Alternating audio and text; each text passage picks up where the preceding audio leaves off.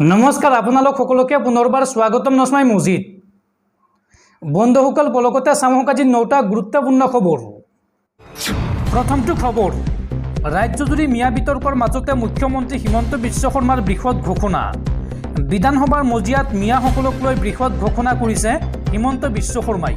হিমন্ত বিশ্ব শৰ্মাই মন্তব্য কৰি কয় যে মুছলমানসকলক মিয়া বুলি ক'লে যদি বেয়া পায় তেন্তে আজিৰে পৰা মিয়া শব্দটো ব্যৱহাৰ নকৰোঁ। কাৰো মনত আঘাত দিয়া শব্দ মুখ্যমন্ত্ৰীয়ে ব্যৱহাৰ কৰিব নোৱাৰে। বিধানসভাৰ মজিয়াত এই বৃহৎ ঘোষণা মুখ্যমন্ত্ৰী হিমন্ত বিশ্ব শৰ্মাৰ। বিধানসভাৰ মজিয়াত পুনৰ মিয়াৰ প্ৰসংগ। মুখ্যমন্ত্ৰীয়ে মিয়া বুলি কোৱাত বিৰোধিতা কৰিলে একাংশ বিধায়কে। একাংশ বিধায়কে কয় যে চেয়াৰমান আলীয়ে মিয়া বুলি মানি ল'লেও আমি মানি নলওঁ। আৰু মুখ্যমন্ত্ৰীয়ে এই সন্দৰ্ভত কয় যে চেঙাৰ AIUDFৰ বিধায়ক আছৰাফুল ইছলামেও নিজকে মিয়া বুলি কৈছিল, কিন্তু একাংশই বিধানসভাৰ মজিয়াত নিজকে মিয়া বুলি নকয়। একাংশই নিজক মিয়া বুলি কোৱাৰ বাবেহে আমি মিয়া শব্দ ব্যৱহাৰ কৰিছিলোঁ, এই মন্তব্য কৰে হিমন্ত বিশ্ব শৰ্মাই। হিমন্ত বিশ্ব শৰ্মাই লগতে কয় যে পূৰ্বে আমি মিয়াৰ পৰিৱৰ্তে পূৰ্ববংগীয় অনুপ্ৰৱেশকাৰী বুলি কৈছিলোঁ। যদি আপোনালোকে নিজকে মিয়া বুলি মানি নলয় তেন্তে আমি এই শব্দ ব্যৱহাৰ নকৰোঁ।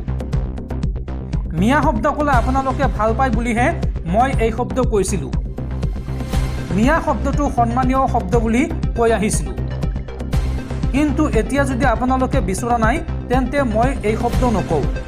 কাৰো মনত আঘাত দিয়াকৈ মুখ্যমন্ত্ৰীয়ে কোনো শব্দ ক'ব নোৱাৰে বা কোনো কথা ক'ব নোৱাৰে, এই মন্তব্য কৰে হিমন্ত বিশ্ব শৰ্মাই। বিধানসভাৰ মজিয়াত এই বৃহৎ মন্তব্য কৰিছে মুখ্যমন্ত্ৰী ডক্টৰ হিমন্ত বিশ্ব শৰ্মাই। পৰৱৰ্তী খবৰ, ৰাজ্যৰ লাখ লাখ নিবনুৱা যুৱক যুৱতীলৈ ভাল খবৰ। ঘোষণা কৰা হ'ল তৃতীয় আৰু চতুৰ্থ বৰ্গৰ পৰীক্ষাৰ সময়সূচী। কোনদিনা অনুষ্ঠিত হ'ব এই পৰীক্ষা চাওঁ আহক। সাজু হওক চাকৰি প্ৰত্যাশী যুৱক যুৱতীসকল। তৃতীয় আৰু চতুৰ্থ বৰ্গৰ পৰীক্ষাৰ প্ৰাৰ্থীলৈ ডাঙৰ খবৰ। ঘোষণা কৰা হ'ল তৃতীয় আৰু চতুৰ্থ বৰ্গৰ পৰীক্ষাৰ সময়সূচী। 15 আৰু 29 ছেপ্টেম্বৰত তৃতীয় বৰ্গৰ লিখিত পৰীক্ষা অনুষ্ঠিত হ'ব। তৃতীয় বৰ্গৰ পৰীক্ষা অনুষ্ঠিত হ'ব 3টা পৰ্যায়ত। 15 ছেপ্টেম্বৰত পুৱা 10 বজাৰ পৰা 1:30 তৃতীয় বৰ্গৰ HSLC পৰ্যায়ৰ পৰীক্ষা অনুষ্ঠিত হ'ব। আৰু 29 ছেপ্টেম্বৰৰ পুৱা 9 বজাৰ পৰা 12 বজালৈ হ'ব স্নাতক পৰ্যায়ৰ পৰীক্ষা। একেদিনাই দিনৰ 1:30 পৰা 4 বজালৈ পৰীক্ষা হ'ব ড্ৰাইভাৰ পদৰ। আৰু 27 অক্টোবৰত অনুষ্ঠিত হ'ব চতুৰ্থ বৰ্গৰ পৰীক্ষা। প্ৰথম পেপাৰৰ পৰীক্ষা হ'ব পুৱা 9 বজাৰ পৰা 11:30 আৰু দিনৰ 1:30 পৰা 4 বজালৈ হ'ব দ্বিতীয় পেপাৰৰ পৰীক্ষা। পৰৱৰ্তী খবৰ, মুকেশ আম্বানীতকৈ ধনী হ'ল গৌতম আদানী। গৌতম আদানী হ'লগৈ দেশৰ সবাতোতকৈ ধনী ব্যক্তি। হৰুণ ইণ্ডিয়াৰ 2024 ধনী ব্যক্তিৰ তালিকা প্ৰকাশ। আৰু এই তালিকা অনুসৰি গৌতম আদানী আৰু তেওঁৰ পৰিয়ালৰ বৰ্তমান মুঠ সম্পত্তিৰ পৰিমাণ হৈছে 11.6 লাখ কোটি টকা। আৰু এই তালিকাত দ্বিতীয় স্থানত আছে মুকেশ আম্বানী। মুকেশ আম্বানীৰ বৰ্তমান সম্পত্তিৰ পৰিমাণ হ'লগৈ 10,14,700 কোটি টকা। দৰ্শকসকল, আৰু বহুতো গুৰুত্বপূৰ্ণ খবৰ আছে। তাৰ আগতে আপোনাক জনাওঁ যে যদি আপুনি এতিয়ালৈকে এইটো ভিডিঅ'ত লাইক কৰা নাই তেন্তে এতিয়াই ভিডিঅ'টোত লাইক কৰি দিয়ক। আৰু এনেকুৱা ধৰণৰ ভিডিঅ'সমূহ নিতৌ চাবলৈ চেনেলটো ছাবস্ক্ৰাইব কৰি কাষত থকা বেল আইকনটো প্ৰেছ কৰি ৰাখক। পৰৱৰ্তী খবৰ, ৰাজ্যৰ লাখ লাখ মুছলমান লোকলৈ ডাঙৰ খবৰ। বিধানসভাত গৃহীত হ'ল মুছলিম বিবাহ আৰু বিচ্ছেদ আইন।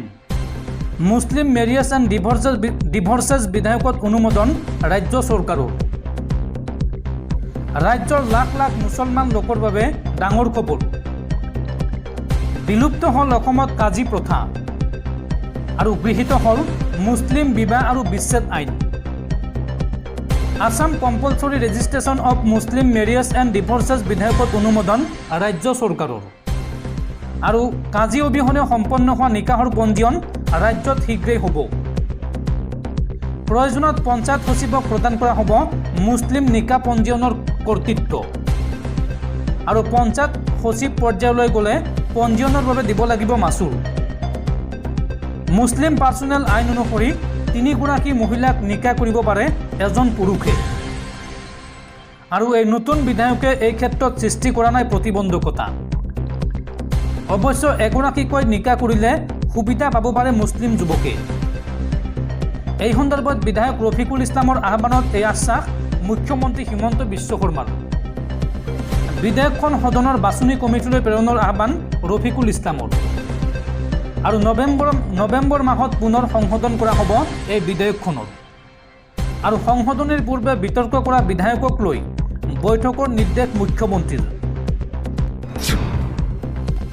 পৰৱৰ্তী খবৰ, ৰাজ্যৰ সাধাৰণ জনতাৰ ওপৰত পুনৰ মাধমাৰ। ৰাজ্যত পুনৰ বৃদ্ধি পালে গাখীৰৰ মূল্য। প্ৰতি লিটাৰ গাখীৰৰ দাম বৃদ্ধি পালে 3 টকাকৈ। অহা 1 ছেপ্টেম্বৰৰ পৰা ৰাজ্যত কাৰ্যকৰী হ'ব এই নতুন নিৰিখ। 1 ছেপ্টেম্বৰৰ পৰা পুনৰ বৃদ্ধি পাব গাখীৰৰ মূল্য। পাইকাৰী গাখীৰ আৰু খুচুৰা গাখীৰৰ দাম বৃদ্ধি হ'ব 3 টকাকৈ। 61 টকাৰ পৰা পাইকাৰী গাখীৰৰ মূল্য বাঢ়িব 64.40 টকালৈ। আৰু 64 টকাৰ পৰা খুচুৰা গাখীৰৰ মূল্য বাঢ়িব 67 টকালৈ। গুৱাহাটী দুগ্ধ ব্যৱসায়ী সন্থাই সংবাদমেলযোগে জনালে এই কথা। পৰৱৰ্তী খবৰ, হিমন্ত চৰকাৰৰ দিনত অসমত নিৰাপদ নহয় সংখ্যালঘু মুছলমান।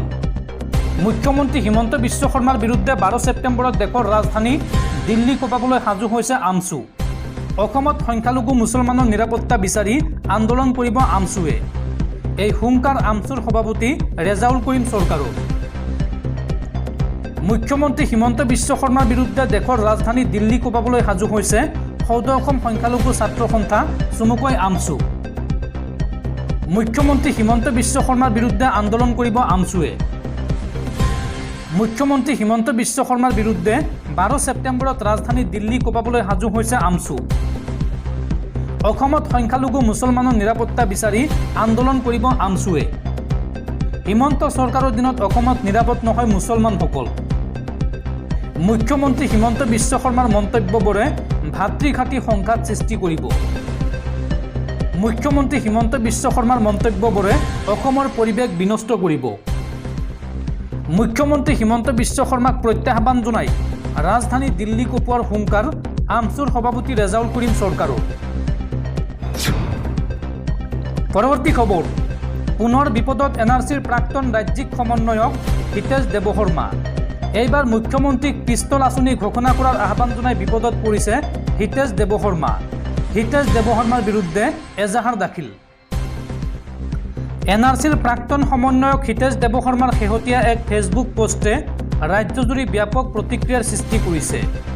সামাজিক মাধ্যমত হিতেশ দেৱশৰ্মাই মুখ্যমন্ত্ৰীলৈ আহ্বান জনাই লিখিছে যে, মুখ্যমন্ত্ৰী মহোদয়, আপোনাৰ স্কুটি মাইনা আঁচনি পৰিহাৰ কৰি তাৰ ঠাইত পিষ্টল আঁচনি লওক আৰু নিৰ্বাচিত ছাত্ৰ ছাত্ৰীসকলক একোটাকৈ .22 পিষ্টল দিয়ক, বিশেষকৈ মিয়া পৰিবিষ্ট অঞ্চলবোৰত। আৰু হিতেশ দেৱশৰ্মাৰ এই পোষ্টৰ পাছতেই তেওঁৰ বিৰুদ্ধে বৃহস্পতিবাৰে বিশ্বনাথ সদৰ থানাত এক গোচৰ ৰুজু কৰা হৈছে। ৰাজ্যত চলি থকা পৰিৱেশ পৰিস্থিতিৰ মাজত ছাত্ৰ ছাত্ৰীক সন্ত্ৰাসবাদী কাৰ্যক উদগনি আৰু উচতনি দিয়াৰ অভিযোগ তুলি তেওঁৰ বিৰুদ্ধে এজাহাৰ দাখিল কৰিছে সৌদ অসম সংখ্যালঘু সংগ্ৰাম পৰিষদৰ সাধাৰণ সম্পাদক নাজিৰ হুছেইনে। আৰু অচিৰেই তেওঁক গ্ৰেপ্তাৰ কৰি বিহিত ব্যৱস্থা গ্ৰহণৰ দাবী তুলিছে সংগঠনটোৱে।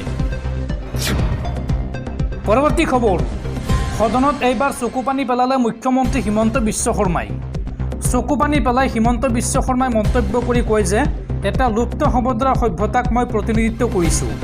আমি কেইদিনমান জীয়াই থাকিব বিচাৰিছোঁ, আমাক জীয়াই থাকিব দিয়ক। আৱেগিকভাৱে অসম বিধানসভাৰ মজিয়াত এই মন্তব্য কৰে হিমন্ত বিশ্ব শৰ্মাই।